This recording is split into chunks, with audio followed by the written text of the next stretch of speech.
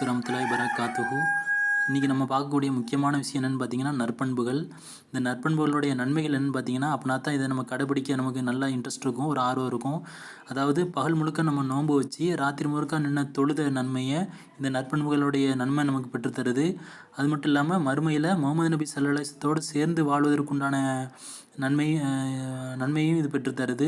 அது மட்டும் இல்லாமல் மறுமையில் நம்மளுடைய மீசான் தராசு அதனுடைய எடை அதிகமாக இருக்கணும் அப்படின்னா நம்ம இந்த நற்பண்புகளை கடைபிடிக்கிறதுனால நமக்கு பெற்றுத்தருது.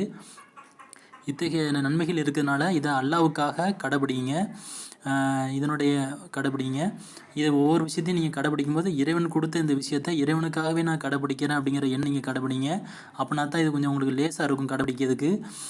ஒரு உள தூய்மை கிடைக்கும். ஏன்னா இறைவனுக்காக செயல்படும் போது அது லேசாக இருக்கும் நமக்கு. ஏன்னா மக்களுக்காகும் போது நம்ம அதுக்கு செயல்படுறது கஷ்டமாக இருக்கும். செயல்படுதுங்கும் போது லேசாக இருக்கும். என்னுடைய வாய்ஸை கேட்டுட்டு உங்களால் படிக்க முடியாதனால நீங்கள் கொஞ்சம் சவுண்டை கம்மி பண்ணிடுங்க. மியூட் பண்ணிவிட்டு ஆடியோ அந்த வீடியோவை பாருங்கள், உங்களுக்கு படிங்க, பயனுள்ளதாக இருக்கும்.